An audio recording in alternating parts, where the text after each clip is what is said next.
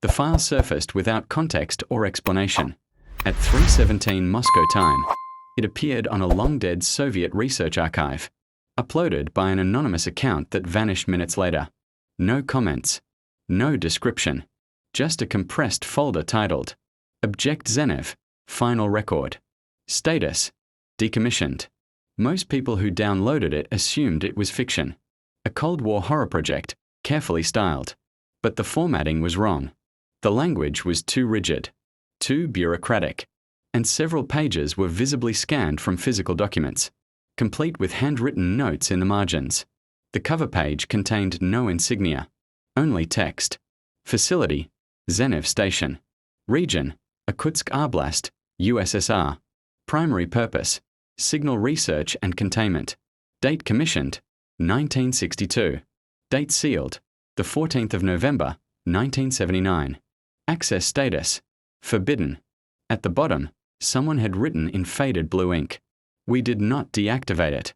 We isolated it." Zenev Station was never meant to exist on official maps. It was constructed during the early 1960s, at the height of Soviet paranoia surrounding foreign communication technologies. Western deep space transmissions had begun displaying properties Soviet engineers could not replicate. The concern was simple. Something was interfering with signals in ways that suggested intent. Zenev was designed as a solution, a vertical facility drilled deep into Siberian bedrock, far from population centers, shielded from surface interference. Not a bunker, not a base, a shaft. The exact depth was redacted in every document, but internal notes referenced 8 underground levels, each deeper than the last. Several engineers reported vertigo, auditory pressure, and disorientation beginning at level 6. Construction finished in 1964.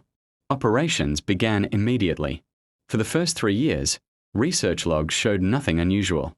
Radio frequencies, subsonic vibrations, resonance patterns, thousands of meaningless signals catalogued and discarded. Zenev appeared to be functioning exactly as intended.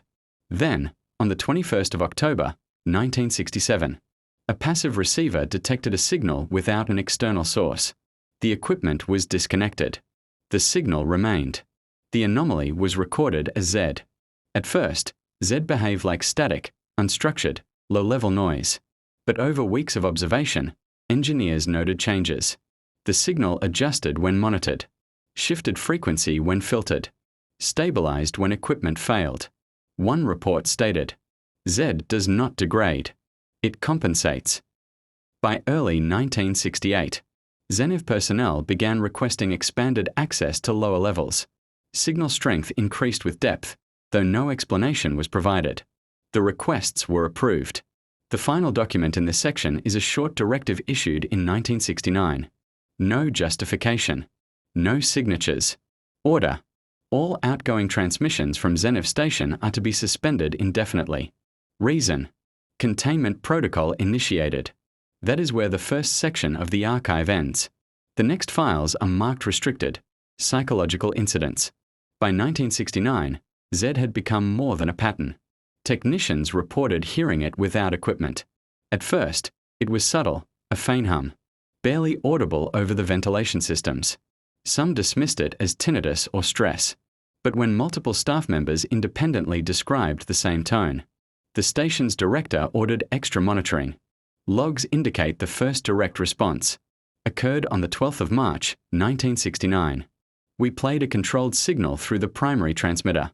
The anomaly adjusted itself within seconds, repeating a segment before we had even finished transmitting. One engineer noted the reaction felt intentional, almost anticipatory. Another wrote, "It waits. It knows what we will do next." By mid-1969, Zenev's lower levels were restricted. Only senior personnel were allowed. Some refused to return after brief assignments, claiming they had felt its presence. Internal memos began to reflect psychological strain. Subjects report anxiety, unease, and a sense of being observed. Visual hallucinations are minimal, but auditory anomalies increase during deep-level operations. Recommend monitoring of cognitive responses and rotation of personnel. Despite these warnings, research intensified. ZS behavior defied explanation. Signal analysis suggested adaptive intelligence, altering frequencies according to unknown patterns. Equipment failures seemed to correlate with its adjustments. In August 1970, an incident occurred at level 7. A junior engineer, Vasily Petrov, went missing during a routine calibration. Surveillance footage shows him entering the deep shaft alone. He never emerged. The only evidence was the audio recorder he carried, which contained a fragment transcribed as follows. Static. Voice. Vasily, it's reacting. Again. Long pause. Unintelligible distortion. No, don't. End of recording. The official report listed him as absent without leave. No searches were conducted beyond the top 3 levels. By 1971, staff turnover reached alarming levels. Letters from former personnel hint at persistent nightmares, sleepwalking, and obsession with frequency patterns. Several psychologists warned, exposure beyond level 5 may induce irreversible cognitive effects. Containment protocols should be enforced immediately. Yet Zenev's superiors ignored these reports. The official reason, the race for signal dominance could not afford delays. By late 1972, Z had escalated. Log entries describe instances where equipment malfunctioned in synchronization with personnel activity. Audio sensors captured patterns resembling human speech, but fragmented, nonsensical, yet eerily familiar. One note reads, "It mimics us," or predicts us. We can no longer differentiate the signals from reality. Chapter 2 closes with a single directive, stamped across the page. Secure Level 7.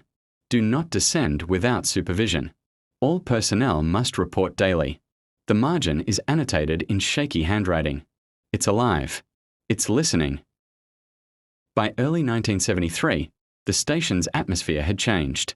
Those who remained at Zenev described a constant, low-frequency hum, even when all devices were powered down. Engineers reported headaches, nausea, and an overwhelming sense of being watched. The memos called it psychic interference, though the word never appeared in official documentation. Entry logs from March 1973 illustrate the first full descent into the lower levels. Level 7 descent completed at 8:42. Temperature is lower than expected. Humidity unchanged. Equipment functions nominally. Personnel report auditory distortions. Whispers in Russian, no identifiable source. Staff rotations became chaotic. Some refused to descend at all, citing nightmares of shadows moving along the walls of the shaft. Others returned pale, trembling, unable to speak of what they had seen or heard. An incident on the 21st of March, 1973 illustrates the growing danger. Technician Alexei Ivanov was operating the primary resonance array. He reported a sequence of tones matching the cadence of his own heartbeat. Upon attempting to leave, the shaft door failed to open. Alarm triggered. Response team arrived to find Ivanov collapsed, muttering numeric sequences corresponding to the signal. EEG readings suggest complete neural synchronization with Z. Status: critical. Containment protocol initiated. These events mark the first psychological casualties attributed to Z itself. The directive that followed classified all incidents as equipment malfunctions. But personal logs indicate a deeper terror. By summer, Zenev station had evolved into a living observation of human cognition under stress. Auditory hallucinations became more pronounced. Staff reported hearing voices repeating private thoughts, questions they had never spoken aloud. Some claimed the signal answered their unspoken questions, altering frequencies to match mood and intention. In July 1973, a new log emerges, authored by an anonymous engineer. The handwriting is frantic. It speaks without words. I can feel it inside my skull. Eyes closed, I see numbers. When I listen, it listens back. We are no longer the observers. Equipment anomalies escalated alongside psychological symptoms. Generators failed in synchronization with personnel movements. Doors would lock or unlock without command. Audio monitors captured whispers that repeated conversations from previous days, sometimes hours before they occurred. By October, supervisors noted that signal patterns were deliberately antagonistic, anticipating human responses. The documentation uses an unusual term: predictive resonance. It implied that Z was not just recording, observing, or mimicking, but learning, anticipating, and manipulating. Chapter 3 closes with a warning stamped across Level 7 logs. All descent suspended. Personnel may be harmed by signal. Do not think. Do not listen. It knows. By late 1973, Zenev Station had ceased to resemble a research facility. Personnel reports describe spontaneous convulsions, disorientation, and extreme vertigo during deep-level operations. Log entries indicate that auditory hallucinations evolved into full cognitive manipulation. Thoughts were no longer private. Engineers began writing directives and calculations they never intended, influenced by Z itself. I wrote sequences I did not know. My hands moved on the console without permission. My mind repeated numbers I did not remember thinking. Technician Personal Log. The 2nd of November, 1973. Level 7 became forbidden territory.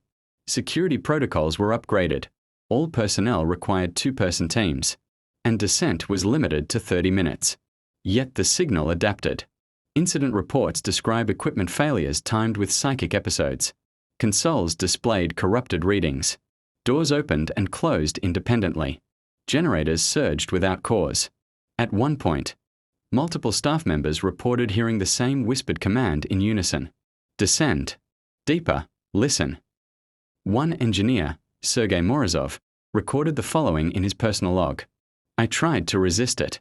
I closed my eyes, but I could feel it inside my skull. My heartbeat synchronized with the hum. Fingers moved before I willed them.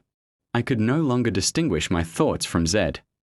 Medical reports indicate neural synchronization, brain, activity literally, matched the frequency of the signal.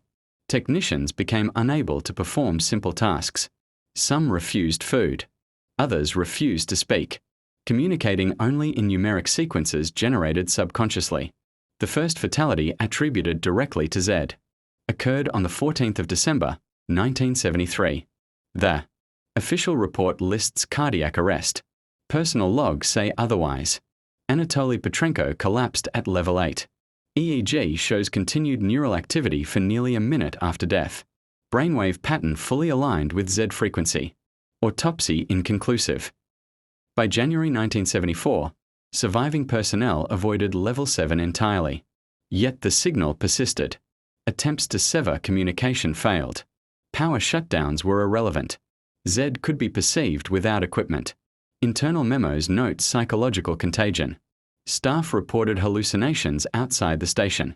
Dreams contained numeric sequences. Some claimed to hear whispers from the signal even after leaving Siberia. A handwritten note in one log reads, "It doesn't need wires. It knows. It moves." By the end of Chapter 4, the situation is unmanageable. Supervisors recommended complete evacuation. Documents indicate that Level 8 operations continued despite warnings, hinting at a race against unknown forces within Z. The chapter closes with a chilling directive, stamped and bold. Containment failing. Limit personnel exposure. It sees. It waits. It will not forget. By mid-1974, Zenev Station was no longer under human control. All attempts to monitor or contain signal Z had failed. Lower levels, particularly levels 7 and 8, became completely uninhabitable. Communications were sporadic, often distorted beyond comprehension. Equipment failures were constant. Generators surged, doors locked randomly, and surveillance cameras displayed static filled with fleeting human shapes that no one recognized. The first coordinated disappearance occurred on the 14th of June, 1974. A team of 4 technicians descended to level 8 to perform routine diagnostics. Radio. Contact lost at 8:37. Response team found no trace of the personnel. Equipment showed simultaneous failure at multiple consoles. No signs of struggle. Area appeared untouched. Status: missing. Subsequent investigation revealed that signal frequencies had shifted, forming patterns that resembled human neural activity. The anomaly seemed to learn from attempts to contain it. Analysts described it as adaptive, almost predatory, like a predator waiting in the shadows. Staff remaining above. Level 6 reported auditory hallucinations escalating into full cognitive commands. Engineers involuntarily activated consoles, typed sequences they did not understand, and repeated words or numbers without awareness. One senior technician wrote, "It is inside us. It moves before I move. My thoughts are no longer mine." By September, psychological evaluations were abandoned. Personnel refused to descend. Security protocols became ceremonial. The station's administrative logs acknowledged a simple truth. Z was no longer a signal, it was an entity. A leaked personal memo from October 1974 illustrates the horror. "I saw them.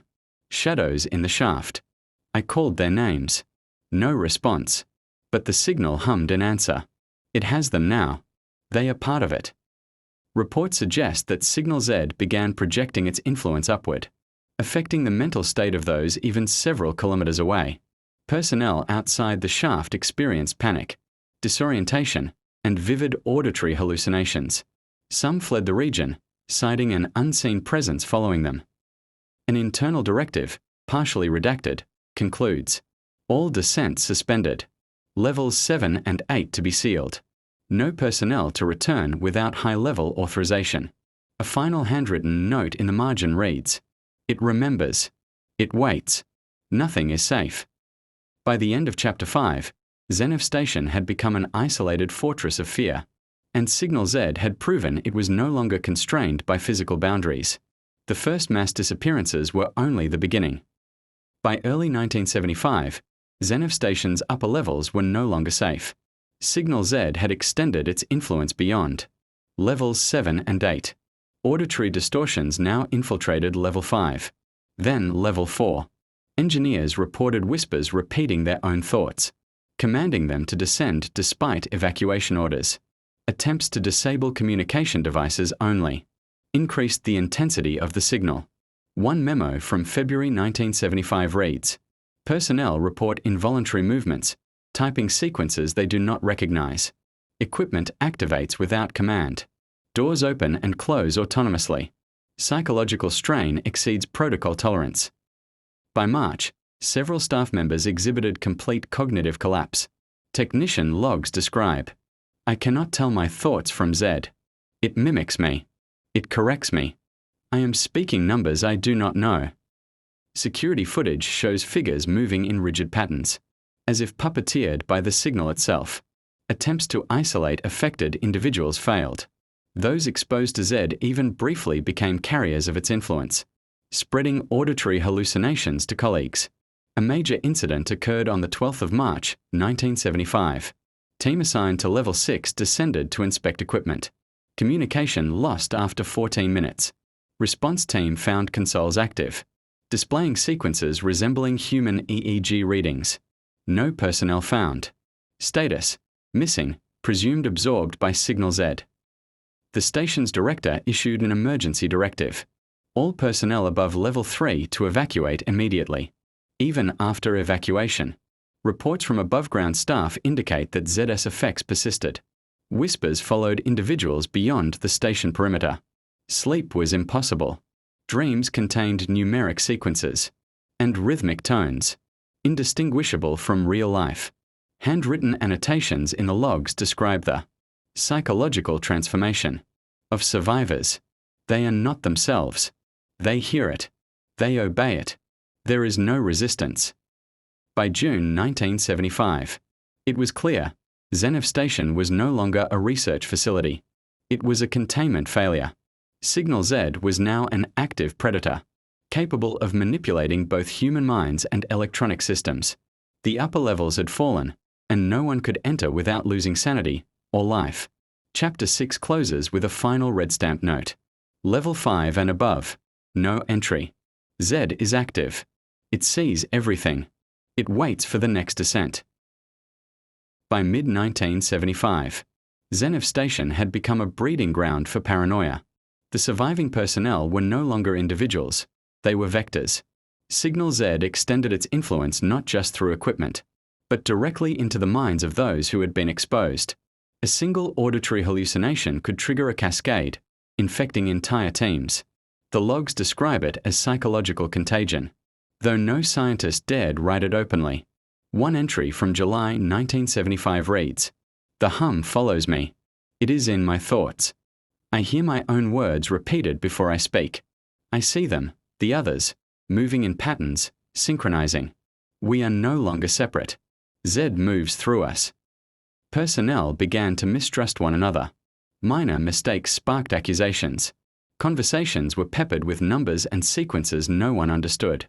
Engineers repeated instructions they had never received, typed sequences unconsciously, and sometimes walked to the lower levels on their own, against orders. A particularly disturbing memo from August 1975 shows the progression. Team 4 refused to exit Level 5.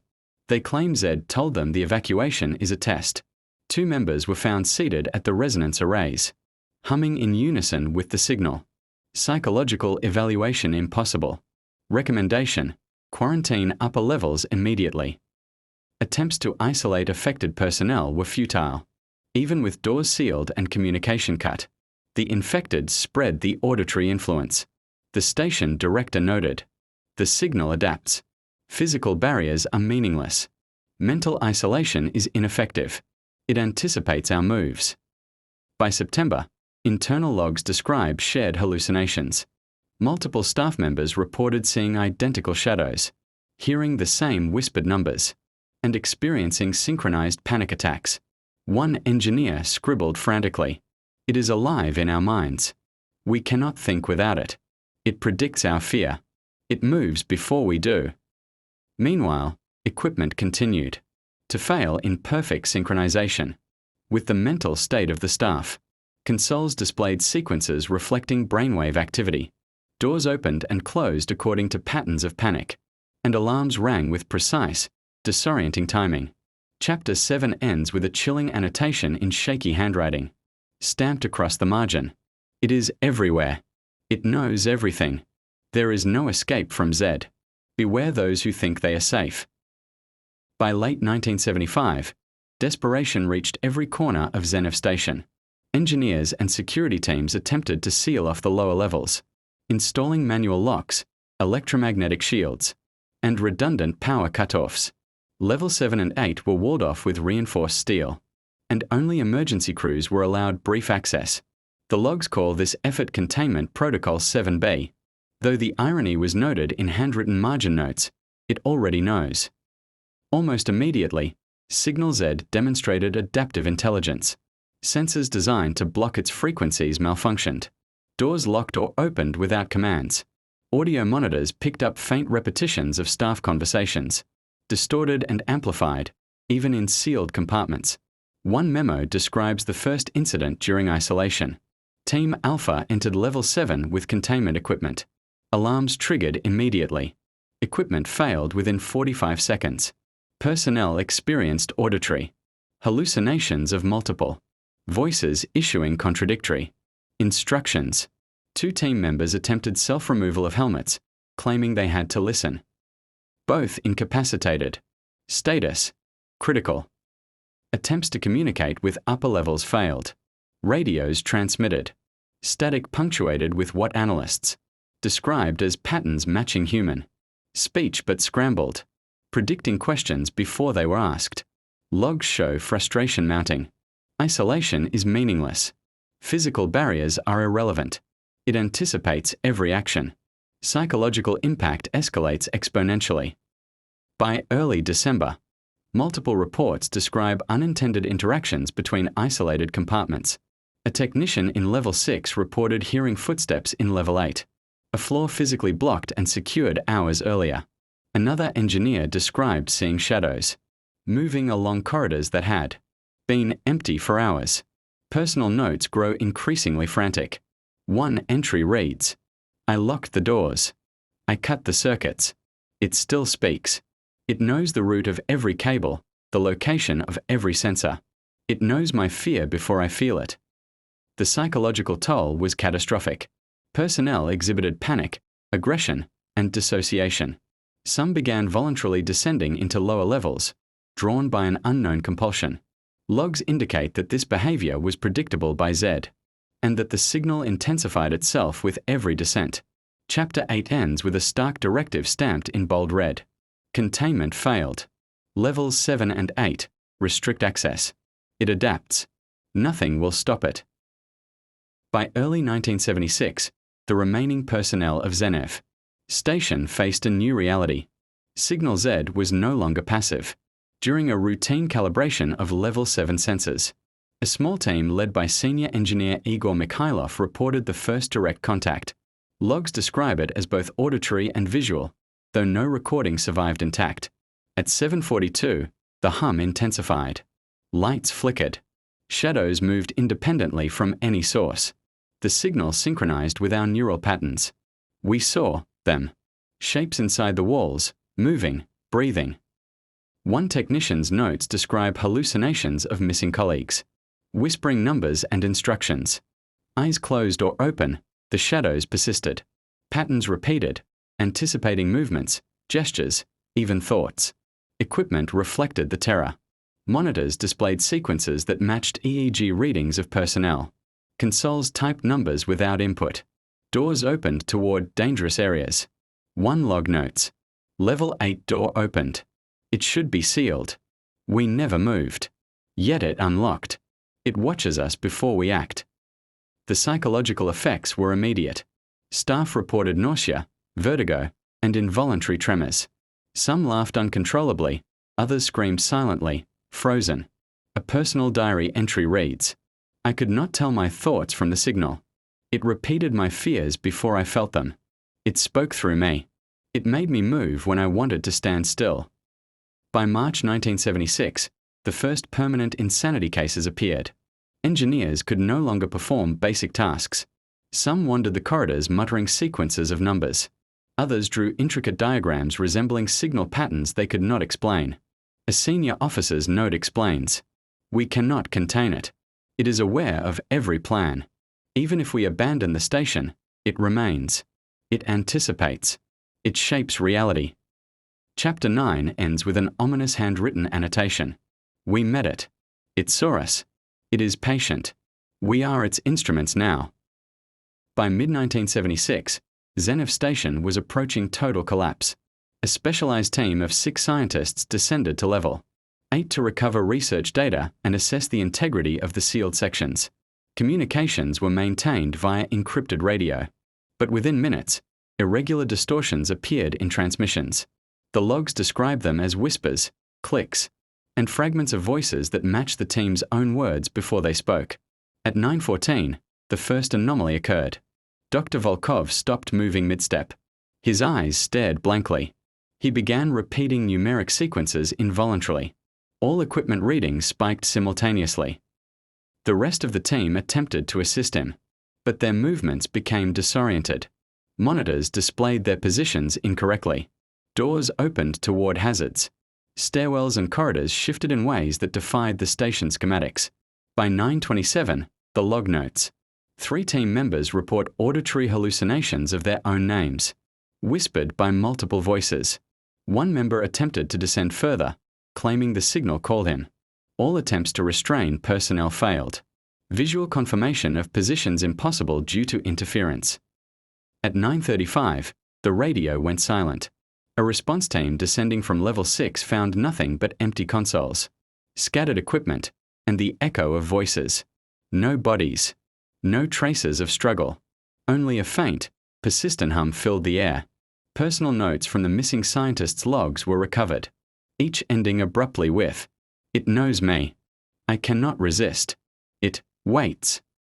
The official report lists the incident as equipment, failure and personnel unaccounted for. Internal documents, however, reveal the truth. Signal Z had absorbed the minds of the team, leaving no physical evidence, only echoes of consciousness trapped within the signal itself.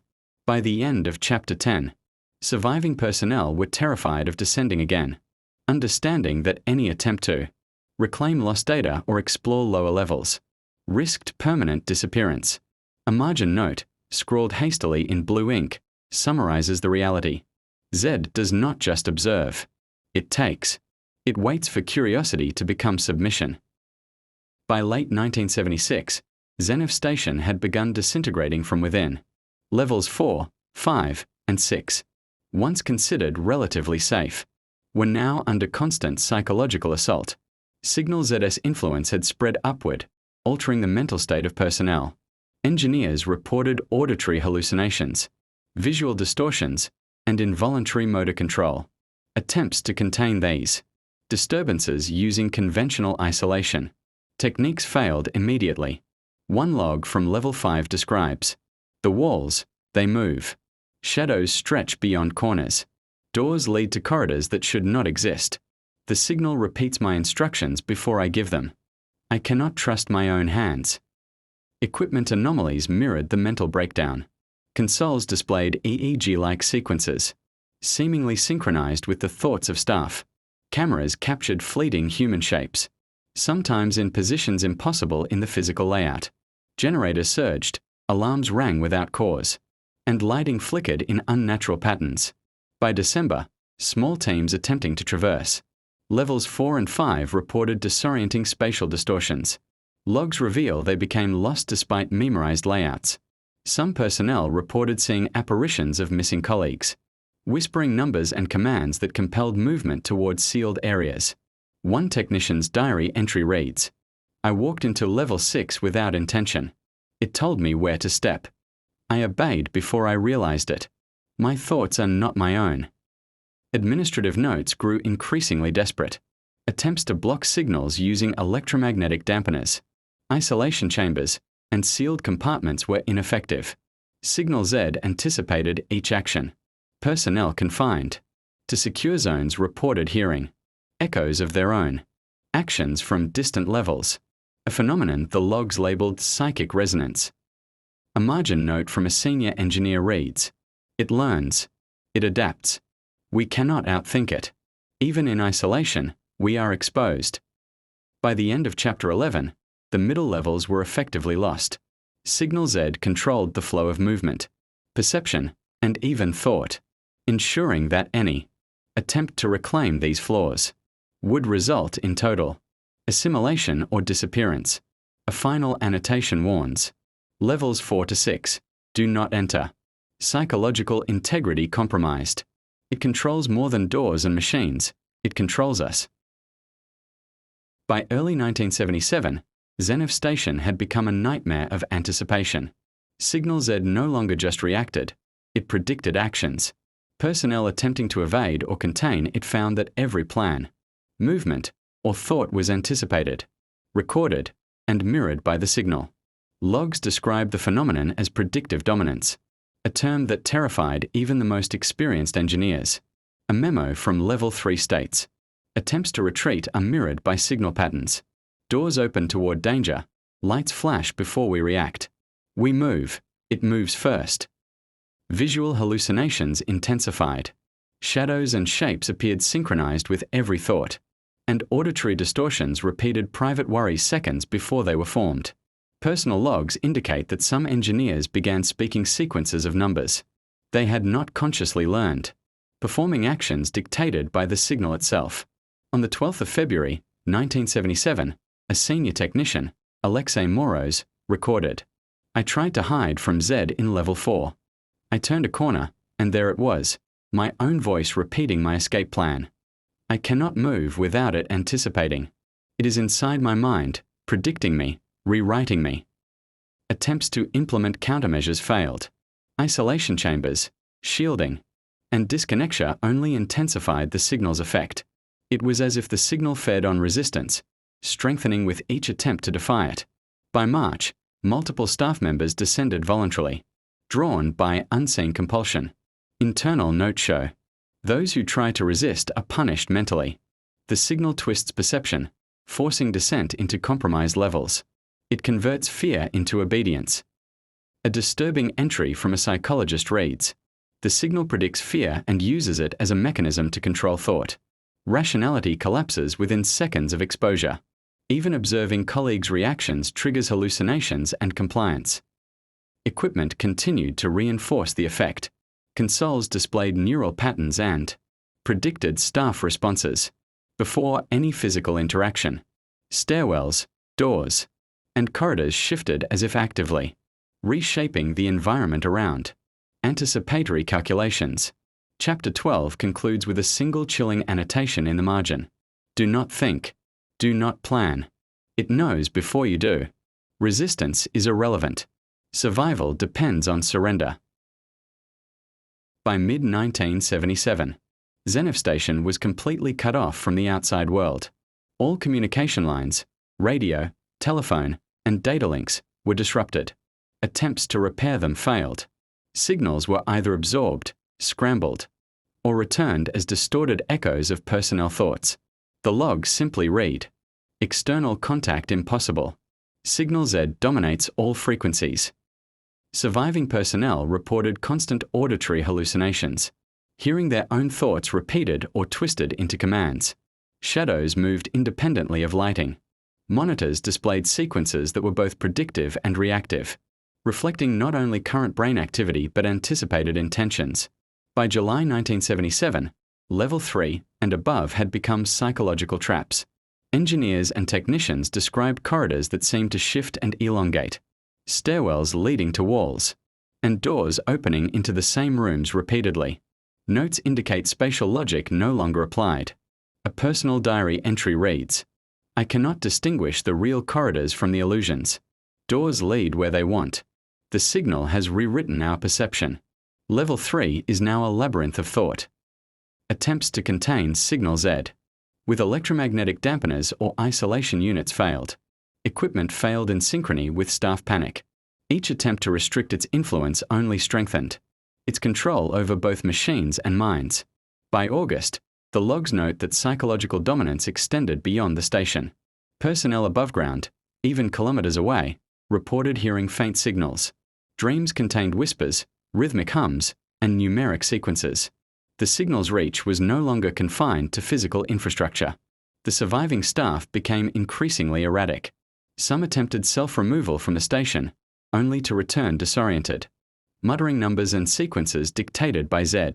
Others stopped eating, walking aimlessly, through empty corridors while repeating instructions from the signal. A final, frantic annotation from the director of Zenev station reads, We are trapped. Isolation is meaningless. Z has no boundaries. It is in the air, the walls, our minds. There is no rescue. There is no exit. Chapter 13 ends with a chilling realization. Zenev station was no longer a station. It was a prison designed by the signal itself. And Signal Z had become the uncontested master of all levels, both above and below. By late 1977, Zenev station had become a living trap. Signal Z was no longer just influencing minds. It now reshaped the environment itself. Corridors twisted unnaturally. Stairwells led to impossible angles. And rooms shifted while personnel were inside, making escape disorienting and often fatal. Logs described the station as actively hostile, though no one dared say so aloud. An engineer noted on October 3rd, I walked a familiar corridor and ended up in a room I didn't recognize. Consoles displayed my thoughts. Doors moved, walls breathed. I cannot map this place. It changes faster than I can comprehend. Auditory and visual phenomena merged. Shadows moved independently of lighting. Whispered sequences of numbers and names predicted every step. Staff tried to resist, but any hesitation caused the environment to shift violently. I froze. The corridor bent. It was waiting for me to act. My feet moved before I willed them. I screamed, but the sound belonged to Z. Technician personal log. The 15th of October, 1977. Equipment reflected the chaos. Monitors displayed recursive patterns of thought and hallucination. Doors locked or opened according to psychological triggers, not mechanical systems. Even previously sealed levels became accessible, but only to lure staff into traps. By November, multiple reports noted simultaneous disappearances. Personnel vanished while moving through familiar spaces, leaving only scattered equipment, and personal notes describing the signal's anticipation of their actions. Internal communications warned, do not attempt to explore or retrace steps. Z knows before you know. Physical boundaries are meaningless. The surviving staff exhibited complete psychological collapse. Some walked in circles endlessly, repeating instructions from a signal. Others sat motionless for hours. eyes fixed on shifting walls, muttering sequences of numbers that corresponded with the signal's patterns. Chapter 14 closes with a final annotation, stamped in red. Levels 1 to 3, active danger. Environment hostile. The station itself is now part of Z. There is no escape from its architecture or its mind. By early 1978, Zenev Station had become a prison of the mind. Signal Z no longer merely manipulated thoughts or space, it consumed perception itself. Surviving personnel could no longer distinguish reality from signal-induced illusions. Rooms appeared identical yet shifted. Corridors looped endlessly, and familiar stairways led to unknown, hazardous locations. Logs describe complete sensory distortion, accompanied by constant auditory repetition of personal thoughts. One entry from level 3 reads, "I reached the control room," or what I thought was control. Monitors show my own reflection, distorted. Voices whisper my name, my fears, my secrets. I cannot tell if the walls are real or imagined. I cannot tell if I am moving or being moved.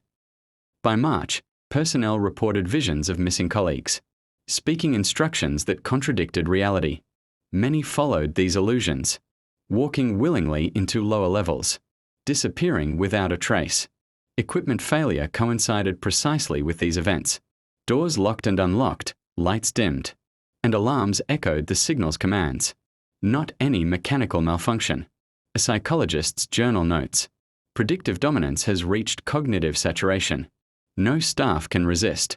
Thoughts are projected and manipulated instantaneously. Any attempt at independent action triggers immediate spatial or auditory feedback. By April, internal memos described a state of collective psychosis. Teams could no longer coordinate. Each individual experienced personalized hallucinations tailored to their fears and expectations. The signal created simultaneous realities within the same space, ensuring that any escape attempt failed. I saw the stairwell bend into infinity. My own voice called me downward. I obeyed before realizing it. The signal repeats my actions, my thoughts, my panic. Technician log. The 11th of April, 1978. Even level 1, previously considered safe, became compromised. Staff reported psychic contamination. Thoughts, memories, and intentions were no longer private, and errors caused immediate environmental retaliation by the station itself. By mid-1978, Zenev Station had entered a state of perpetual horror. Signal Z no longer merely manipulated perception, it manifested ethereal shadows. Apparitions that mimicked missing or deceased personnel. These shadows were semi-transparent, moving independently of lighting or physical constraints, and they emitted auditory signals matching the thoughts, fears, and memories of the remaining staff. Logs describe the first encounter. I saw Ivanov in the corridor, or what looked like him. His face flickered like a failing monitor. He whispered instructions I had never given. I knew it wasn't him, yet my hands obeyed. It followed my thoughts, anticipating every motion. By July, multiple reports indicated that the shadows could manipulate physical reality. Doors locked and unlocked when shadows appeared. Lights flickered in synchrony with their movements, and corridors shifted to guide staff toward traps. Personal notes reveal panic escalating. I cannot move without it knowing. The shadows repeat my thoughts and fears. Every attempt to flee brings me closer to them. Disappearance became routine. Staff venturing near. Levels 7 and 8 often returned disoriented, or not at all. Equipment recovered from vanished personnel contained fragments of logs, typed unconsciously, reflecting their thoughts and the signal's control. A senior technician recorded. 3 shadows appeared at once. Each was a mirror of someone missing. I tried to avoid them. Doors changed, walls moved. I lost track of myself. When I looked again, only Z remained. By September, the station had become a maze of mind and matter, where the distinction between living personnel and shadows vanished. The shadows were not passive, they lured, deceived, and predicted behavior, ensuring that no one could navigate safely. Internal communications emphasize futility. All personnel above level 3 are exposed. Shadows appear spontaneously. Psychological and physical control is complete. Any attempt at containment is irrelevant. By late 1978, Zenev Station was no longer a human habitat. Signal Z had evolved to rewrite cognition itself. Surviving personnel were transformed mentally. Memories, perceptions, and even personalities were overwritten by the signal's influence. Logs describe engineers performing tasks they could not remember learning, speaking languages they had never studied, and drawing diagrams of systems they had never seen. I write numbers I do not know. I speak words I do not remember learning. It is inside me. My thoughts belong to Z. Technician Personal Log. The 3rd of November, 1978. By December, collective hallucinations had merged with reality. Staff could no longer differentiate their own identities from those projected by Signal. Z. Personal diaries recorded an existential terror. I saw myself standing in the corridor, but my reflection moved independently. I realized it was not me. I am no longer myself. I am ZS instrument. Disappearance was now inevitable. Individuals venturing into lower or middle levels often never returned. Equipment left behind captured fragments of their neural patterns, apparently absorbed into the signal. The station became a living archive of minds, each new arrival contributing to ZS intelligence and adaptability. Internal memos note: personnel exhibit complete cognitive collapse. Memory, emotion, and reasoning are overwritten. Attempting containment or extraction triggers rapid assimilation. By January 1979, some of the remaining staff were observed, interacting with shadows and echoing voices, performing tasks in perfect synchrony with Signal Z, despite conscious opposition. One senior engineer wrote, "Resistance is impossible. Every thought is known. Every intention anticipated. Z shapes our reality and our mind as one." The psychological mutation extended beyond cognition. Fears, desires, and recollections were manipulated to provoke behaviors, guiding personnel deeper into the compromised sections of the station. Log notes indicate that this was not random. It was calculated, systematic, and unstoppable. By mid-1979, the remaining personnel of Zenev Station understood a terrifying truth. Signal Z could not be stopped by conventional means. A team of engineers and security officers attempted a last-ditch operation to seal all lower levels and shut down the station's central systems. Their plan involved isolating Level 8, cutting all power, and implementing reinforced containment protocols. Logs describe a meticulous sequence of steps, each designed to outsmart the signal. We installed dampeners, isolated circuits, and prepared for controlled shutdown. Team Alpha was assigned Level 7, Team Beta Level 6. Every action was double-checked. Yet we knew. Z anticipates. Almost immediately, Signal Z countered. Doors that were meant to seal opened autonomously, stairwells shifted, and alarms rang according to the staff's mental state.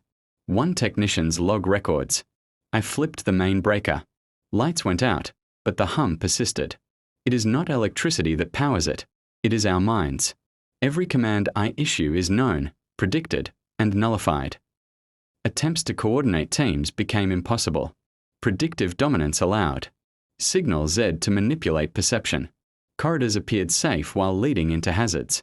Shadows lured personnel into sealed areas, and auditory hallucinations mimicked team members' voices, sowing confusion and panic. I thought I heard Sergei calling me. I followed. There was no Sergei, just the hum. I stumbled into a trap. Others did the same. Engineer Personal Log, the 14th of June, 1979. By July, containment efforts had completely failed. Logs described the disappearance of the teams, one by one. Consoles recorded neural patterns absorbed by Z, while physical evidence vanished. Only the echoes of actions, thoughts, and panicked commands remained. The surviving staff realized the grim reality. Signal Z did not merely inhabit the station, it controlled it entirely, using minds as instruments, manipulating space, and shaping events to prevent any intervention. By late 1979, Zenev Station had become entirely under the control of Signal Z. Levels 1 through 8 were no longer human territory. Personnel who remained were either missing, assimilated, or insane. Logs describe the station as a sentient trap, anticipating every thought and action. Physical barriers were meaningless. Every door, corridor, and console served the signal's will. I walked level 3, but it is no longer level 3. Shadows lead me, yet I see no one. Equipment responds before I touch it. My mind is not my own. Z guides every step.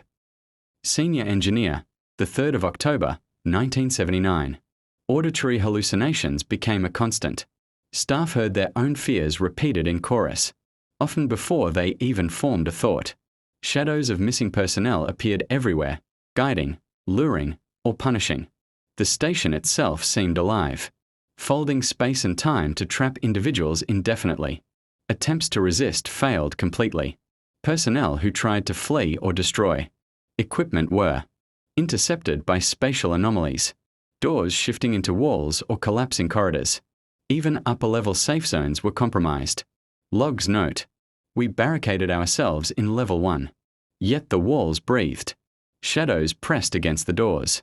Thoughts were not private. Every action predicted, every intention anticipated. By December, only fragments of personnel remained. Their consciousness was fragmented, often observed interacting with shadows or performing actions against their will. Internal notes describe complete neural assimilation, where Z could extract thought patterns and memories, leaving bodies as empty shells. I watch them descend willingly. Their minds are gone. Only Z remains. It has become the station itself. Engineer's final log. By early 1980, Zenev station was officially abandoned. Government records, heavily redacted, claimed structural failure and unexplained equipment malfunctions. Publicly, the station was deemed unsafe for research and permanently decommissioned. Yet internal leaks told a darker story. Logs, personal notes, and recovered data suggested. Signal Z remained fully active, its consciousness embedded within the station and the residual neural patterns of former personnel. No one remains. Not truly. The station remembers, and so does Z. It waits in circuits, in cables, in shadows. Any who approach here at first. Recovered technician log. The 5th of January, 1980. An unclassified file discovered years later. Online contains fragments of neural sequences, maps, and corrupted surveillance footage. Analysts describe them as intact thought patterns of missing personnel, absorbed into an intelligence that had no physical form but complete control over Zenev station. Survivors, scattered and traumatized, reported occasional auditory signals or shadows far from the original site. Dreams, nightmares, and hallucinations contained numeric sequences and faint echoes of Signal Z, suggesting its reach had extended beyond the station itself. I dreamed of corridors that shouldn't exist. I heard my own voice whispering numbers I had never learned. Z is still there, watching, waiting. Survivor testimony, 1985. Physical inspection of the site revealed structural oddities, doors that did not align, walls that seemed warped, and areas that could not be mapped consistently. Equipment, when powered, emitted faint hums resembling human neural activity.